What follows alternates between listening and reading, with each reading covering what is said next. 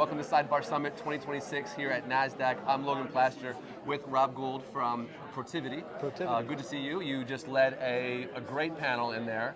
And so I'd like you to kind of give us the post-game wrap-up, what you learned. I don't know if there's questions you wish you'd asked that you didn't, but sort of give us the overview.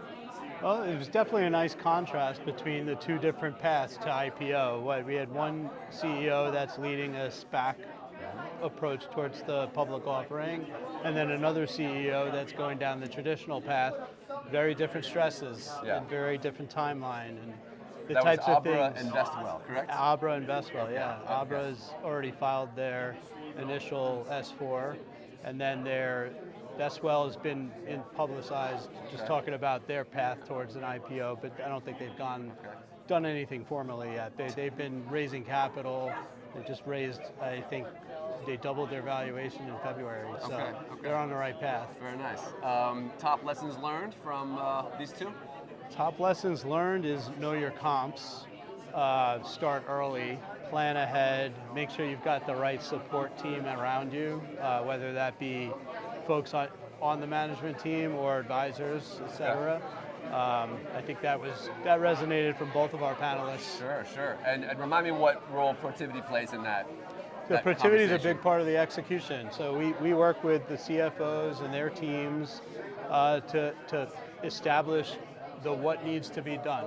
You know, what are those gaps in capability or sophistication between the current company in the private setting versus what they need to prepare for and react to as a public company. Yeah. So we establish that infrastructure with the management team. We establish those cadences. We help them adapt the technologies that they might need in order to kind of make that project a routine process. Okay. So after they're public, it's just part of the fabric. Okay. Has the chemistry of that changed much in the last 12 months? We talked last year at the Sidebar Summit. We did, yeah. So how has it changed, if it has?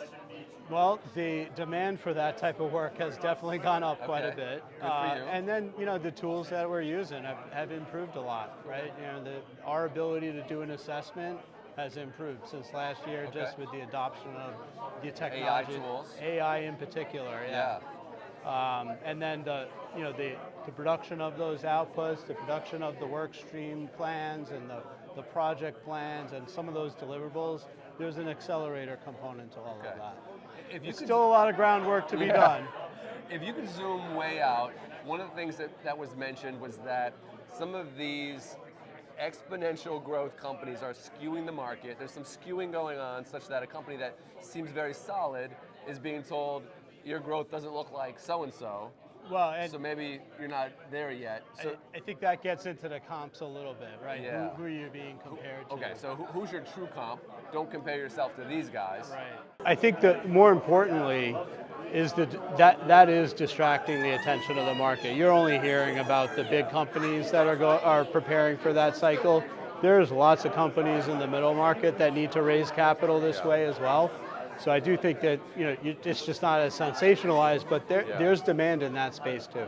So one thing I'm hearing you saying is you got to fight that distraction. You got to push back against that. Stay persistent. Yeah. Rob, why are events like this important?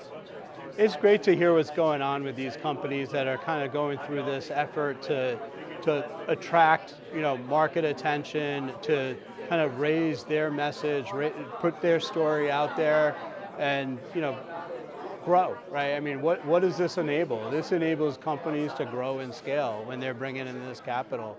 It enables them to do bigger and better things. So it's really exciting to hear all of that. And there's so much of that happening just right here in the tech space. Yeah. What about in-person networking? Is this more important than ever in 2026 in the digital world? It's the only way. It's the only way. When you say that, what do you mean? Is it about building trust?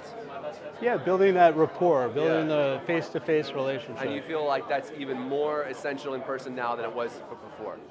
It's as essential as it used to be. Yeah. We were distracted for a few years. Yeah, that's right. Biggest takeaway from the other panels? Things that you've heard or maybe even heard sidebar to the sidebar? There's a lot ahead of us, right? I mean, just listening to Devin talk about what the potential market is for some of these products out there, it's massive. It's massive, exactly. You feel like exciting year ahead for Protiviti? Yeah, no, we've been pretty busy. Okay. Yeah, we've been working exactly in this space. So it's exactly what we want to do. Helping companies transform and then be ready for the transactions that help them bring in that capital. Awesome. Okay, Yeah. Rob. Well, thanks for the time. Thank you. And hope it's a great day. It's good to see you.